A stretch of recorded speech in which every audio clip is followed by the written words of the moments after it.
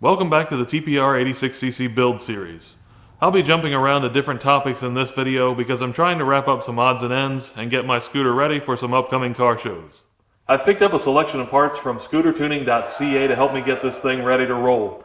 If you're not familiar with those guys, they are up in Canada, but they offer very fast shipping, they have excellent customer service, and they've got everything you need to make a fast scooter or just to keep your scooter running, so make sure you check them out.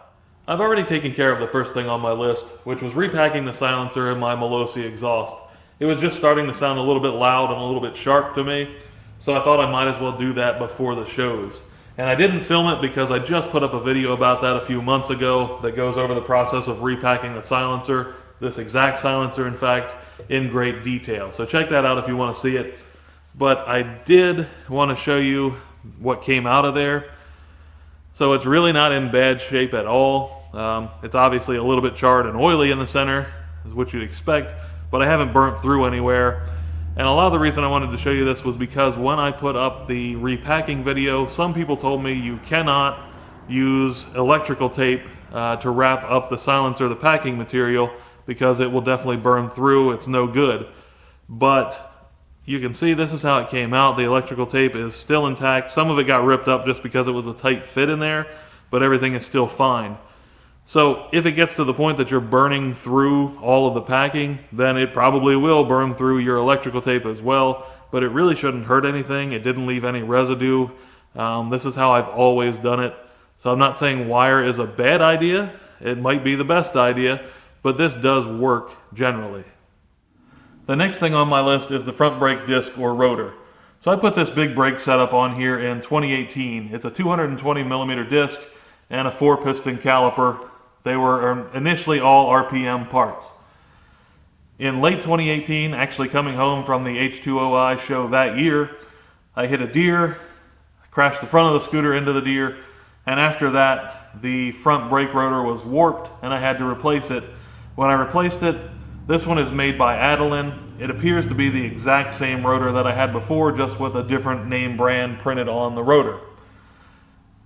Then the next year, 2019, I was at the Endless Summer Cruising Car Show, and I was following the two guys that came down to ride with me. A car pulled out in front of them, and they had to stop quickly, and then I had to stop quickly because I was kind of speeding up behind them.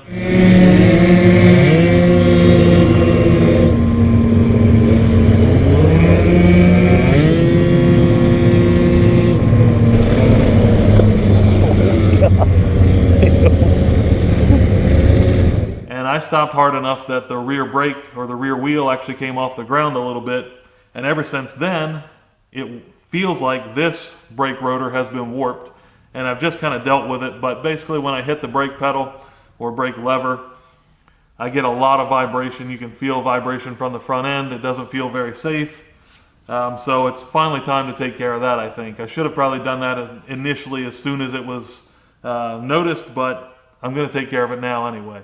The last time that this happened, I didn't bother to do any checks. I just replaced the rotor and it did alleviate the vibration in the front end.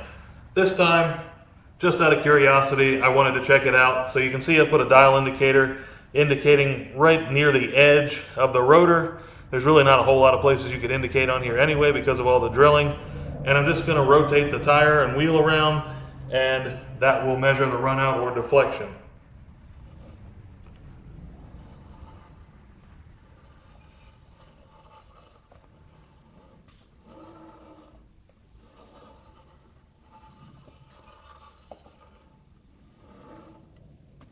You can see that I had about 20 thousandths of an inch of deflection, at least 20 thousandths of an inch. I looked that spec up just out of curiosity in a Yamaha service manual, actually two service manuals for a T-Max as well as a Zuma, and both of them said 0.15 millimeters as the max.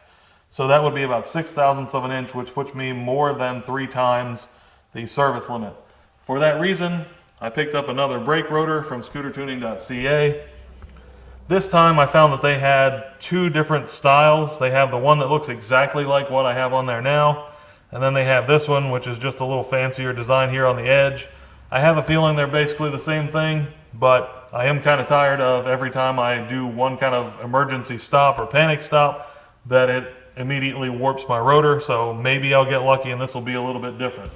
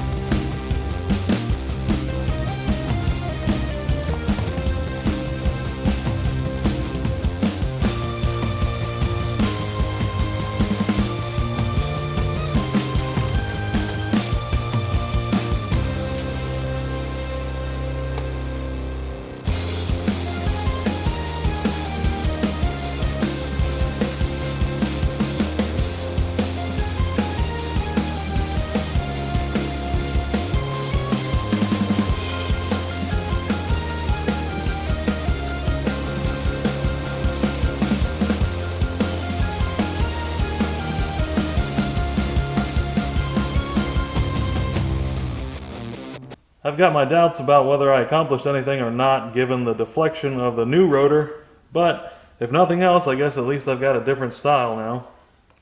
Next on my list is the air box. When I replaced this a little while ago because the tabs were broken off, I was trying to find something that was just like what I had on this scooter stock, and all of my Vento and Keyway scooters had a pretty decent air box stock, but over the years I've just worn them out. Unfortunately, I couldn't find anything. The best thing that I could find at a reasonable price were these cheap Chinese air boxes, and I know these were Chinese scooters in the first place, but there's a definite difference in quality. The plastic is not as thick, it doesn't feel as good. They don't have as many fastening points here to hold them together, and that's actually been a problem for me. If you look in this corner, you'll see that there is a bolt going through there, and that's not normally there. So I mount these to my frame like you see here, and I noticed that when it's mounted to the frame, that just from flexing, especially in this area here, the two case halves would open up, and it would actually allow fresh unfiltered air in there, and that would throw off the air-fuel ratio. So my quick solution was just to drill a hole through there, put a bolt in there, and it actually holds it together pretty well. But the whole air box is different than what I'm used to, and I'm just not that happy with it, so I wanted to replace that. My first thought was to look at air boxes from the Yamaha Zuma, but I saw that they had an extra connection that I didn't want. So then I started looking around on scootertuning.ca for some sort of replacement to see what they offered, and I saw this, which is listed as a larger replacement air box for the Yamaha Zuma. So it's supposed to actually have more volume than the standard air box and is better for larger cylinders. I'm not sure if that will actually be true, but from getting it in, I can see that it is definitely a lot better quality. It is more rigid and well made than what I had on there before. So if nothing else, hopefully it'll work well for me that way. Also, they have 4 connections here holding this all together instead of the 3 on the other, and everything just feels solid. I do notice this one has an extra connection as well that I don't want, so I'm going to have to do something with that.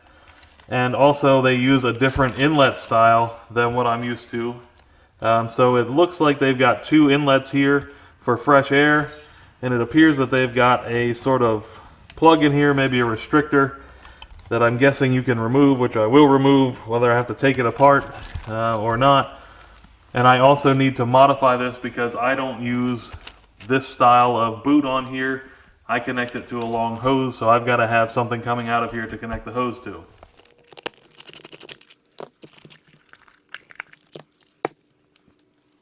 So it looks like this is actually a snorkel setup, much like many of the stock ones have.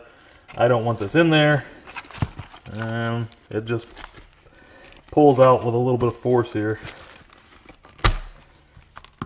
The other air inlet appears to route around the outside into this corner, which is directly where this connection is, which I don't want.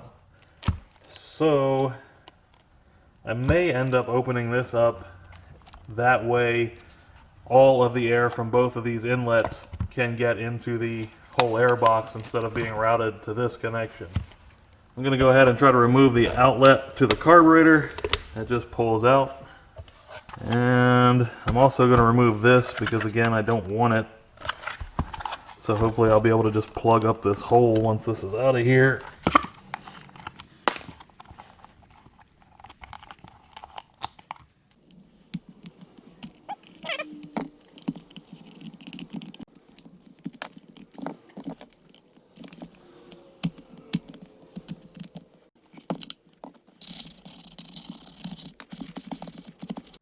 I need to plug this hole.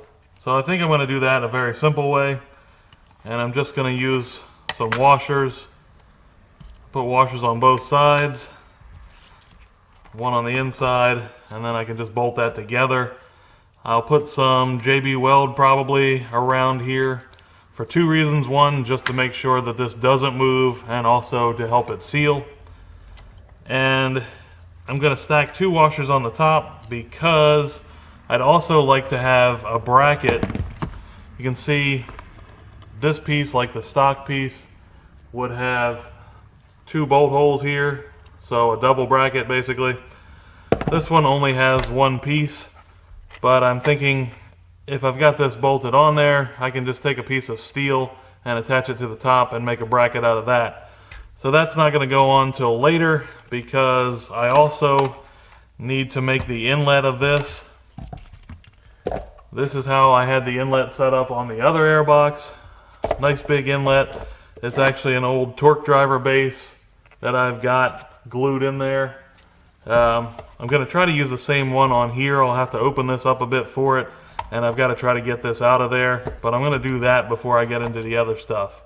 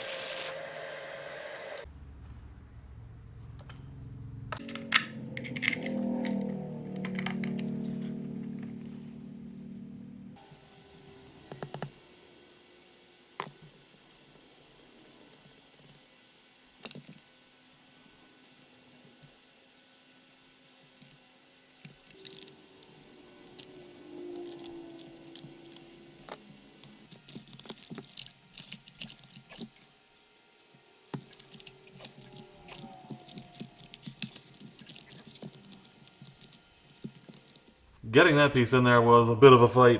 This thing's been sitting here for a while now, but you can see I put some masking tape on a board, kind of stuffed that in there with some junk just to get it to hold pressure to push that outward so it sits nice in this air box instead of falling out, because I ended up having to cut this hole a little bit bigger on one end just because, like I said, it was such a fight to get that thing in there. It fit very nice if I just pushed this end from here, but because of where this little support is in there and trying to get that angled in there, it really wasn't working too great, but eventually I got it in there. That's going to need quite a while to cure, so one of the things I'm going to do while I wait for that is to take this carburetor off and take it all apart, toss it in the ultrasonic cleaner, and then set my float height a little bit lower than it is, because when I lean this thing over on the side stand, I'm having puddles under the scooter, and I also notice that when I lean it over, sometimes the idle drops down and it tries to die out. So I'm pretty sure my float height is too high, and I also think that may be affecting my takeoffs, how bad it tries to load up when it's sitting still idling.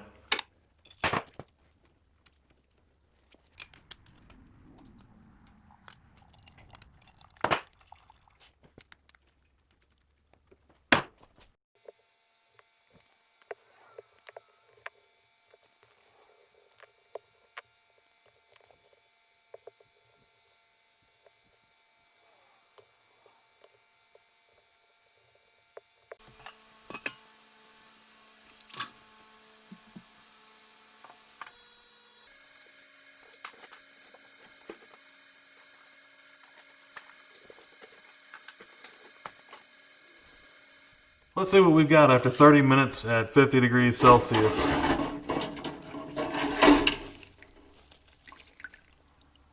Looks a whole lot better.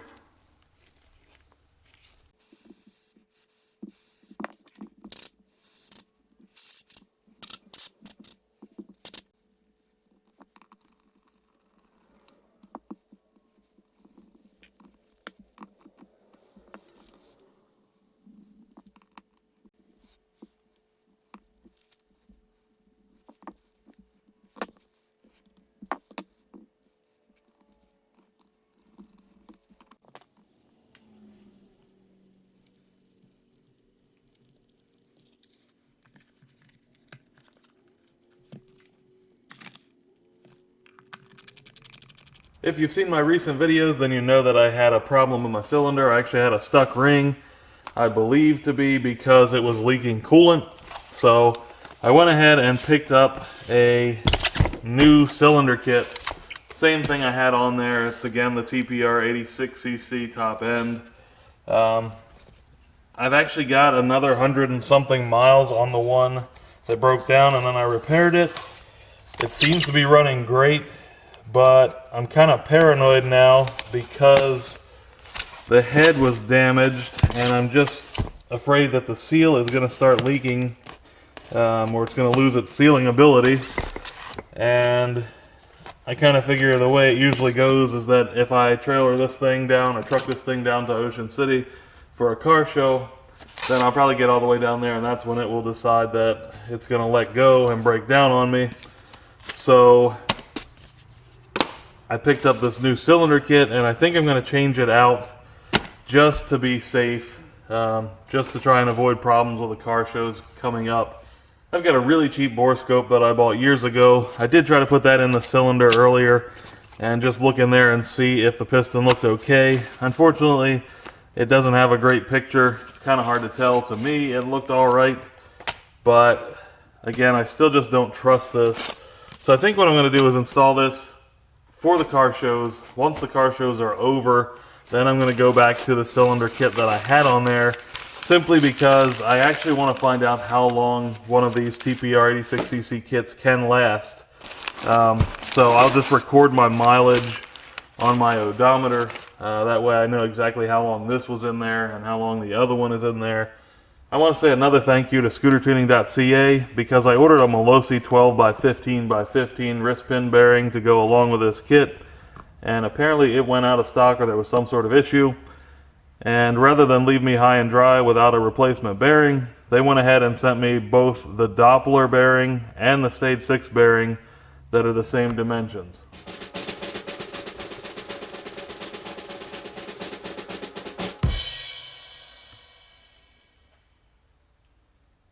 After looking over the cylinder and the head, I'm kind of wishing I had just left this thing together and saved myself some time and money, because I can see where there is a connection between the two, the O-ring groove here and the O-ring around the bore, and those both correspond with where it is broken in the head. This little section here, that very thin wall, is broken, but I don't see any evidence that any coolant has been getting into the cylinder. Nothing looks out of place there, out of the ordinary.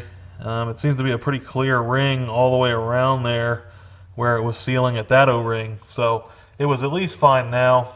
But again, some of my paranoia was just that even though it seemed fine to me right now, it could fail while I was at a car show. Just didn't want that to happen. The worst thing I've seen is that it appears that the engine has been running lean. I don't have the same coloring of the piston crown that I normally have, and you should be able to see that around the edges of the crown there's actually no coloring at all. It doesn't feel rough, and to me, even with a magnifying glass, it doesn't look rough or kind of peppered, but clearly it's not the color that it should be around the edges. Not nearly as bad as this piston, which is the one that failed where the ring got stuck in it and I had a coolant leak, but not good. And I've changed a lot of spark plugs in this motor, and this is the first one that has actually came out with chocolate brown on there. Normally these things wash out so bad from the way I have it tuned that I get a wet plug that looks fairly clean because there's just so much fuel washing it all the time, but not this one. So I think that air box was really throwing off the mixture, and I probably should have done more retuning on that when I put it together. This is pretty much unrelated to that, but you may notice that I took the entire wire and cap off with the spark plug, and that is because I actually can't get the spark plug out of there. Well, there it goes. I eventually got it now that it's off of the scooter, but I couldn't pull that thing off when it was on the scooter, so I'm going to go ahead and replace the cap and the wire as well as the plug, obviously. I am a little bit disappointed because where I had two of these walls between the O-rings fail on this old head, I could see that it was thicker on these two. The wall between the two O-ring bores was thicker on these two than it was on these two, so I thought they just had a little bit of shift when they were machining, and probably if it came out properly, you would have a little bit thicker walls on all of them. Well, I got the new one, and actually I think this is a worse situation than that was, because I just got my calipers out and tried to measure each of these walls, and they range from 0.19 millimeters to 0.37 millimeters thick. So they are super thin, all four of them. On this one, the two that were remaining were 0.45 to 0.50 millimeters thick. So at least I had two good walls in there. This one, I'm kind of afraid they're all going to break at some point. I got these O-rings out just to show you. This is the standard O-ring for the TPR 86cc, and it appears to be a 2 millimeter cross section or 2 millimeter thickness. And I happen to have this around, which has a 1.5 millimeter thickness. So just a half millimeter less. But if you could add a 1/4 of a millimeter on all sides here, on each side, then you could actually take these thin pieces up to about a half a millimeter roughly, which is as thick as the spots that didn't fail in my old TPR head. And you're probably not giving up that much sealing ability by going to this kind of an O-ring than that one. Now, unfortunately, you and I can't just drop those in there. It still wouldn't fix that. It would have been one of those deals they needed to plan for it and cut these grooves just a little bit smaller. I could go and have this filled with aluminum and recut all of this stuff, but I'm not going to go to all that trouble. I'm just going to kind of cross my fingers, which doesn't seem like the smartest thing to me, to be honest, but I'm going to cross my fingers and hope that this cylinder head does not suffer the same fate as the old head. The first time that I had a brand new TPR 86cc kit, I didn't take the time to measure the piston and the cylinder when they were both brand new. I should know what a brand new piston measures because I have measured a replacement piston, but this time around I'm going to measure the piston and the cylinder. That way I know exactly what I've got out of the box. The piston came out dead nuts on 1 966 thousandths of an inch, no 10 thousandths according to my micrometer. And I realized that this is a B piston. You can see it actually has a B marking on the crown there. So usually you'll have A, B, maybe C and D pistons. And A would be the smallest, B is a little larger, C is a little larger, and D would be the largest in that scenario.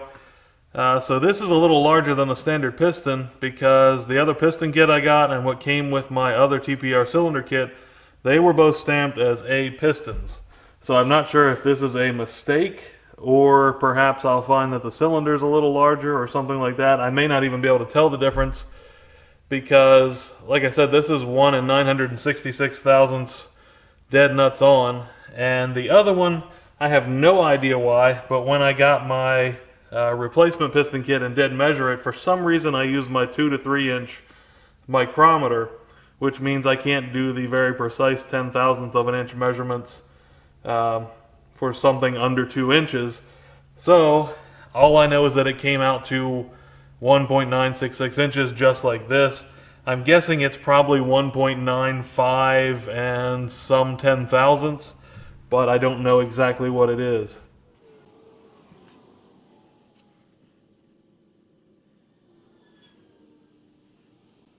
I'm glad I checked it out, but it looks like everything should be fine. When I initially saw the B piston, I was just worried that the clearances were going to be too tight and I wasn't going to be able to use the new cylinder without waiting for another piston. But as you can see, these are my clearances, and they range from 0.0023 inches to 0.0028 inches. So 2 3 10 to 2 8 10 inches. And when I look at the actual bore size of the cylinder, the smallest that I found in these measurements was 49.995 millimeters. The largest was 50.008, with 3 of those measurements actually measuring right on 50.0 millimeters. So I'm guessing that the cylinder is about where it should be. I really don't know why it has a B piston with it and the other came with an A piston and an A is a standard replacement, but it looks like everything should be fine for me to run it. I've decided to go ahead and mock this up. I want to check the timing, the duration on the intake and exhaust with a degree wheel. The main reason is I just want to know if it's consistent. Unless it's way off, I'm not going to do anything about it anyway. But I'm just curious to see. The first cylinder came right out at 190, 130, so 190 degrees exhaust duration, 130 on the transfers. And I'm curious to see if this one comes out right by the book specs for TPR as well.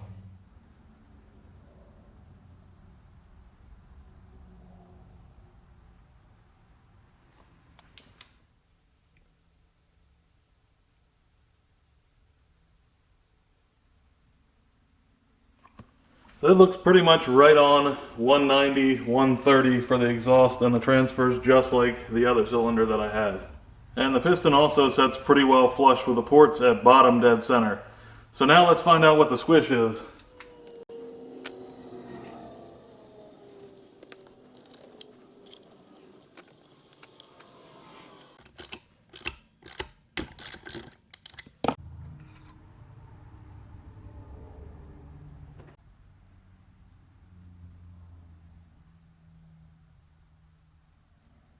I measured the squish with a piece of solder, top to bottom and then side to side. The minimum measurement that I found from all of those was 1.13 millimeters. TPR specifies 0.9 millimeters plus or minus 0.1 millimeter in their manual that comes with a kit. So I am 0.2 millimeters off of kind of the middle of that, or 0.13 millimeters off of being in that range. Last time I was at 1.1 millimeters. I shaved off 0.2 and got a 0.9 millimeter squish on the old head. I kind of hate to do it because of the aforementioned thin little ridges there between the O-ring bores. I'm just taking more and more off of there. But on the other hand, I kind of can't help myself. So I'm going to put this thing on the lathe, and I'm thinking about trying to go roughly 0.3 millimeters to cut it a little bit tighter squish than I had on the other cylinder kit. After roughly 30 minutes of indicating and tapping and indicating and tapping, I've got this thing about as close as I think I'm going to get it to zero, less than a half thousandth of movement.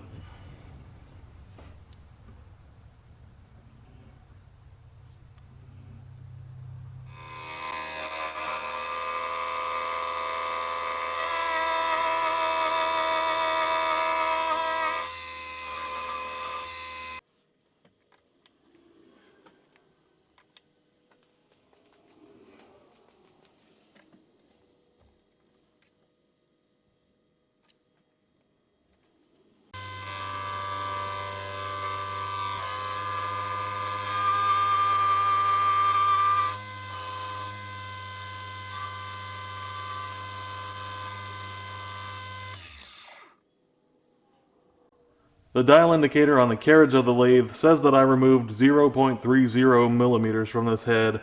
Trying to check the depth with my calipers says that I could have removed up to 0.35 millimeters, but let's find out exactly what the squish actually is.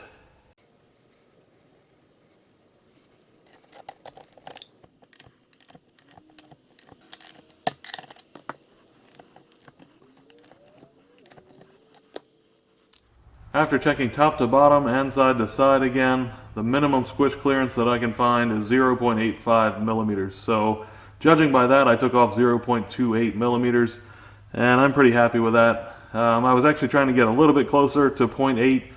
I was thinking I'd probably end up at 0.83, but that's a decent spec, just a little tighter than what I had on the last engine, and I think that should work well. Now I just need to get this thing together so that the sealant on here can set up overnight. And hopefully tomorrow I can pressure or leak test it. As long as it passes, then I can get to tuning, because now it's Thursday night, and I'll either go to the show Friday or Saturday if I go. Kind of on the fence still, because it seems like things have been kicked up a notch. I read one article that was saying that basically the Ocean City police were impounding cars just because they could, which that sounds a bit extreme. Not sure that that's actually true, but they were saying they had seen stock cars even being impounded. And they were talking about they've already got some speed bumps in place, some temporary speed bumps, and they were building, as of yesterday, they were building checkpoints coming into town on multiple routes, and they said that it won't just be Ocean City, but to expect a heavy police presence in the entire Worcester County area. And they were also extending the special event zone, so you could even get a hefty fine just coming into town if they happen to catch you speeding or anything. So, yeah, they're trying as hard as they can to push people away. I looked at a cam today for just 2 minutes, 2 different times, and I definitely saw some tow trucks out there, plenty of police cars pulling people over. But the part that gets me and makes me want to go anyway is that I also saw some scooters. So, I don't know, we'll have to see how it goes.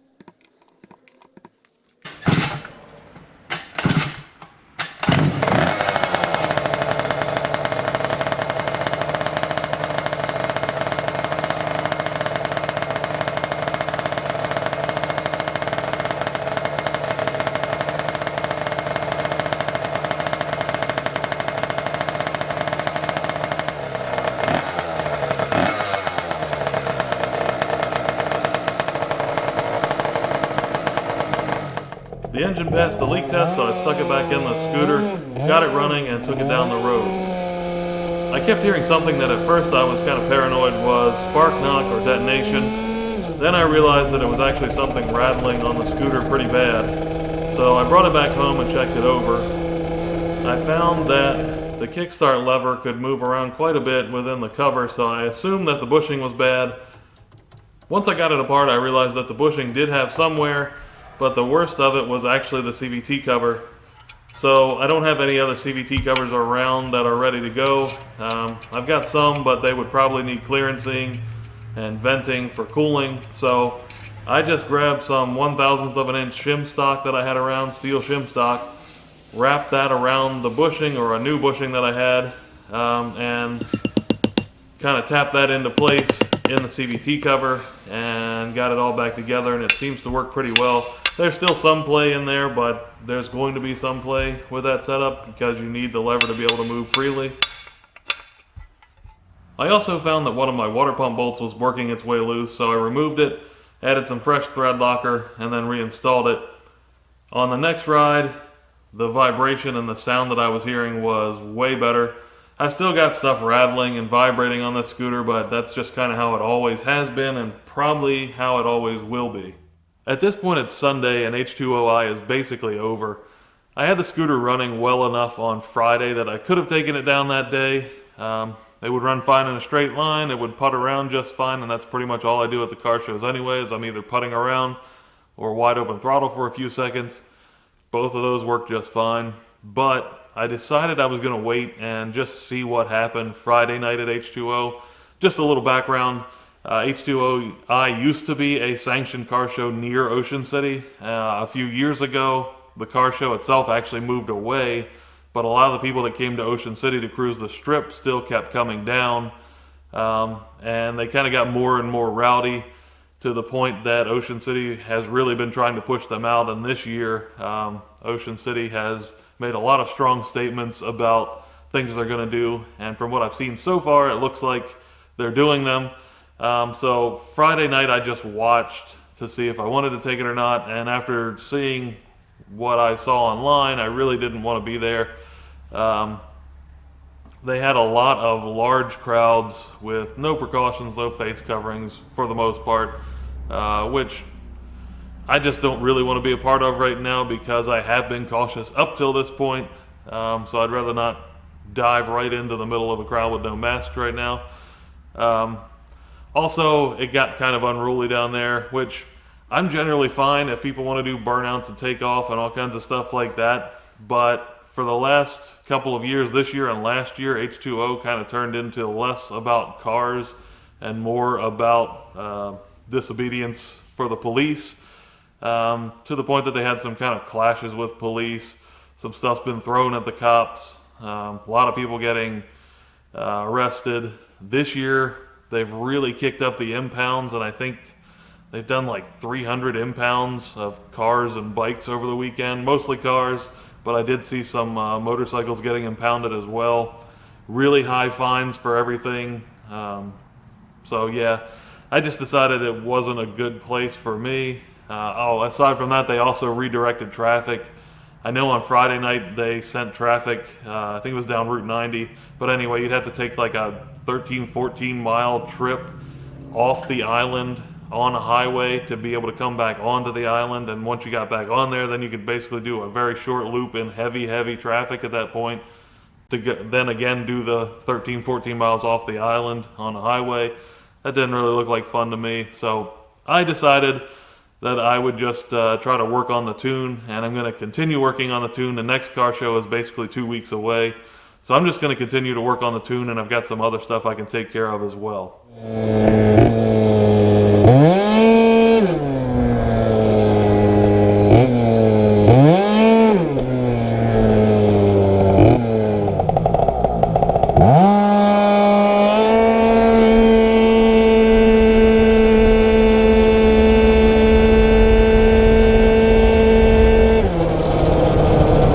I've been messing with the carb tune on this thing, and I've done some acceleration runs along the way, and it's been super slow, so I just keep messing with the carb.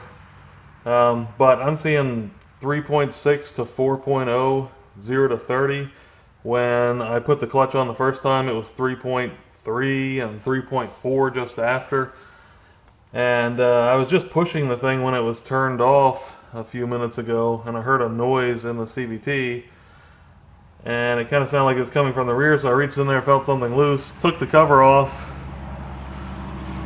and the nut is stripped out, and the bell has just been loose on there.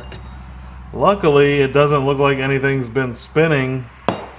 I think it kind of saved me because I use this weird bushing here inside of the third support bearing there, or the CVT cover bearing.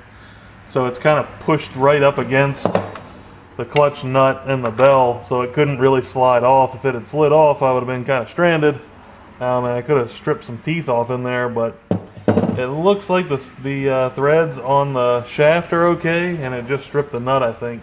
So I've got another nut. I'm going to put that on there, and hopefully it'll start picking up a little more.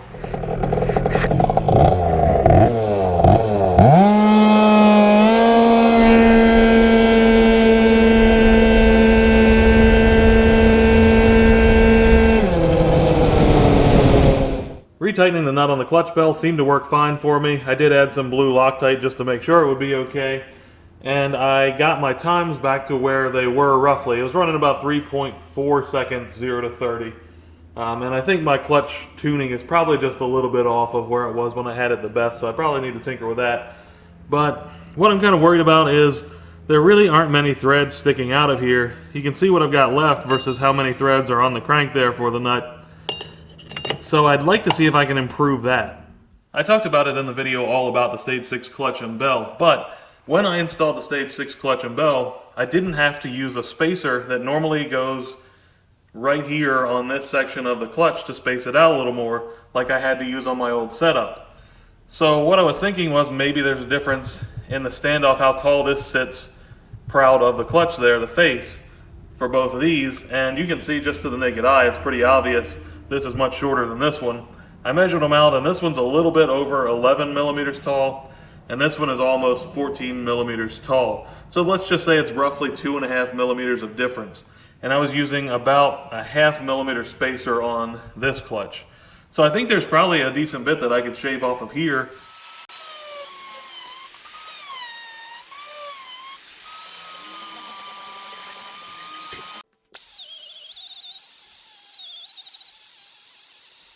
I was hoping to remove the material on the lathe so I could be certain that it was true very easily. Unfortunately, the mini lathe is a bit small for this clutch bell. I'm sure it could be done, but I didn't want to put a whole lot of time into it. So as you saw, I just basically ground it away, and I took off about 1 millimeter. It's not a lot, but I still have the clearance I need, and this is a 1 millimeter thread pitch, so that gives me one more full thread versus how it was before. So it seems to me that it's a win-win. I could keep taking it further and further, but honestly it does take quite a while to remove material as I was doing, and at least this is an improvement.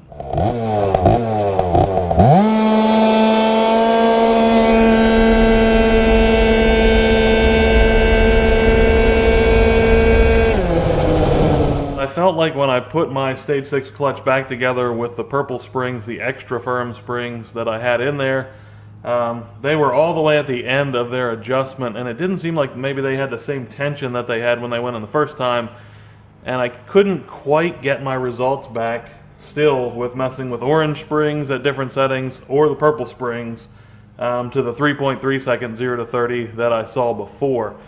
And I'd really like to see if I could get that back. So I did get a hold of a set of red Stage 6 firm clutch springs, and I'm going to try those and just see if those will do the trick or not.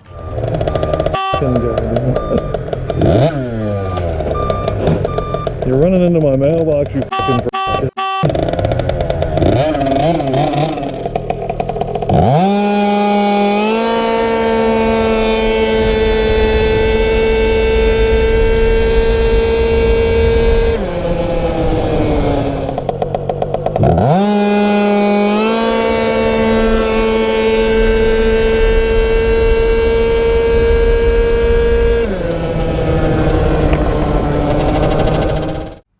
After a bunch of carburetor, clutch, and CVT tuning, I got some pretty decent results to share. So before all of this, the best results that I got, the best average times that I got, were right after the Stage 6 clutch was installed, and it averaged 3.3, 0 to 30, 5.1 to 40, and 7.9 to 50. After tuning, I got 3.3, 0 to 30 again, but 4.8 to 40, and 7.3 to 50. So quite a substantial gain there on the top end. And my best single pass was a 3.0, 4.6, and 7.1. So I was pretty happy with that. Because it picked up so much on the top end, I tried to go out and do a couple of test passes to see if it would pick up any more top speed. But I didn't spend a lot of time messing with it. The results seemed fairly similar to what I saw in the past. I may have been able to squeak a little more out of there if I had time and an unlimited supply of fresh belts around here, but I don't, and I'm more focused on the car show than anything. So basically the results are similar. It feels better on the top end, so I think it might be able to pick up 1 or 2 miles per hour if I really try. Since it's in a pretty good state of tune, I'm going to try to leave it alone at this point. The only thing I'm really going to do to the CVT beyond here is replace the belt, put a brand new belt in there, and then I'll take a short ride just to break the belt in a little bit. And that should be about all the riding I do. Before that, I'm going to change out this back tire though. This is a Michelin Power Pure SC, and you can see I'm down to the tread wear indicators. I've actually worn the tread wear indicators down in a few spots here. I've got about 2,500 miles on this tire, and that is actually pretty good for me for a scooter rear tire. Usually I get a little less than that. But normally I wouldn't change this out before a car show just in case I'm dumb enough to spin the rear tire. But with some of the fines and impounds and stuff that I saw at H2O, I'd probably be a lot smarter if I don't do anything like that. We'll see how it goes. But at any rate, I'm going to change it out, and I figure that way when I change this and change the belt, I can kind of break both of those in on one quick test ride.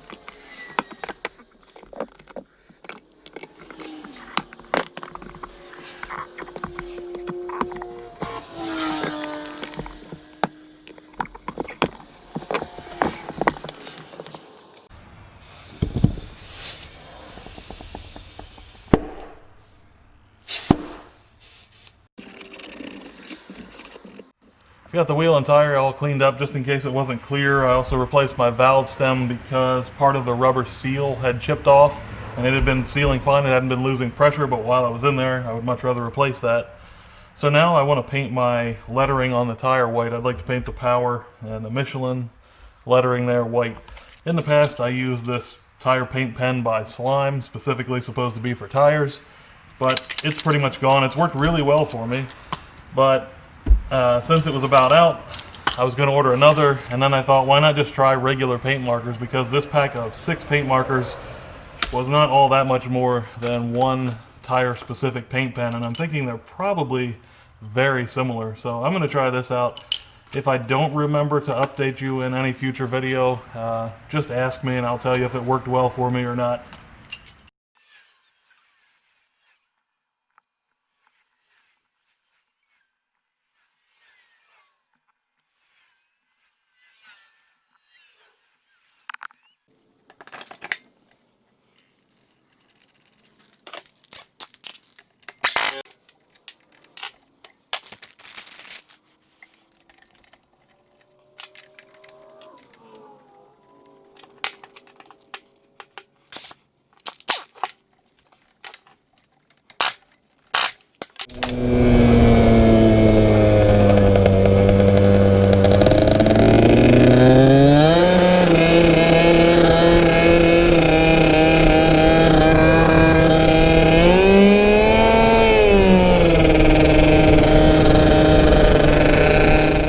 I just did a quick ride to break in the belt, trying to go easy on it, and I don't really have much else left before the car show. The only things I really want to do, I'm going to change the spark plug, I'm going to probably change the gear oil, and I want to clean up the front wheel because it's pretty dirty, maybe clean up a couple of other spots.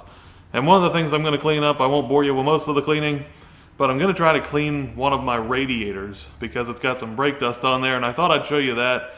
Because I'm going to try something that I've never tried before, and we'll see if it works. It might be a good tip for somebody else out there. For the most part, the radiators on this scooter don't look too bad, considering they've got a couple of years of use and they're right out in the open with nothing to shield them. But you can see that I've got a bunch of staining right in this corner down here.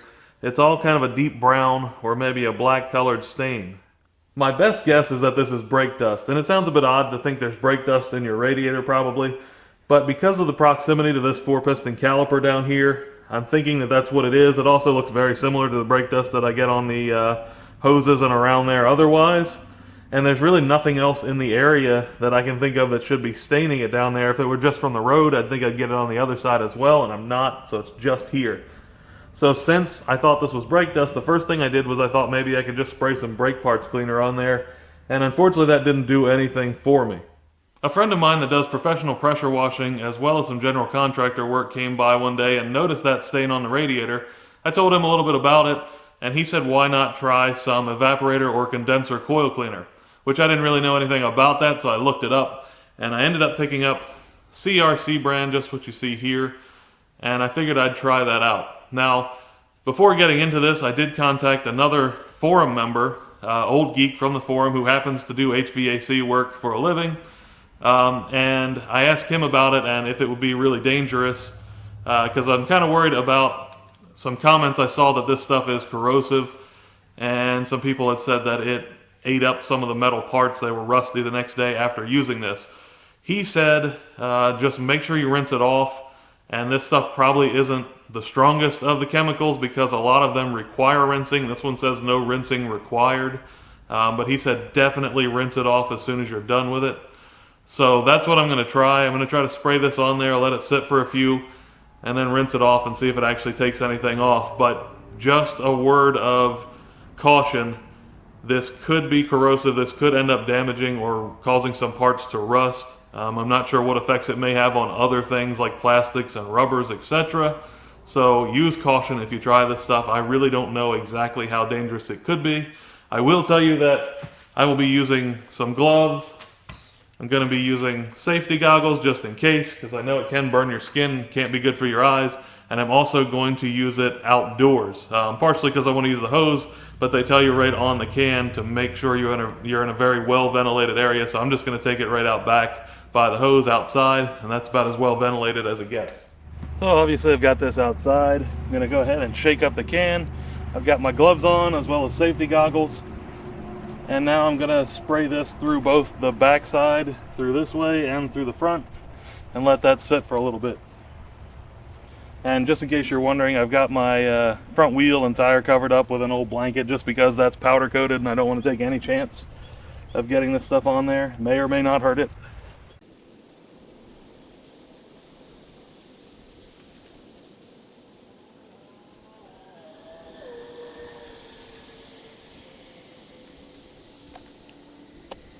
While I'm at it, I'm going to take an old toothbrush and just kind of rub across there, being careful not to bend any of the fins on the radiator.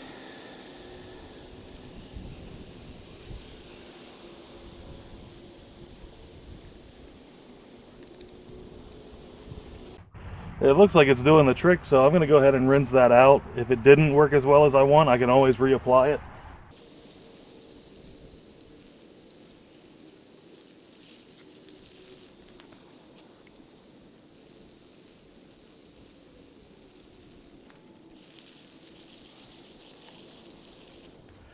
It appears to have helped quite a bit, but I'm going to give it one more application because I can see some discoloration down there around the bottom. So I'm just going to try it one more time, maybe let it sit for a couple of minutes extra and see if I can get it all out of there.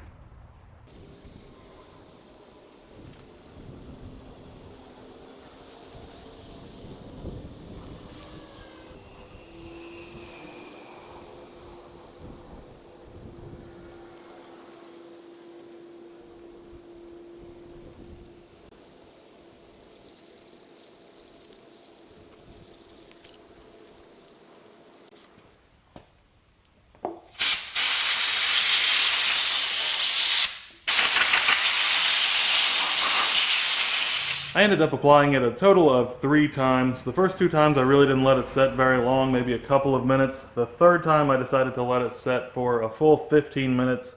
The main reason I'm limiting it is just because I don't know exactly what it could do to anything around the radiator. I'm pretty sure it should be fine for the radiator itself, but I have no idea what it'll do to anything else.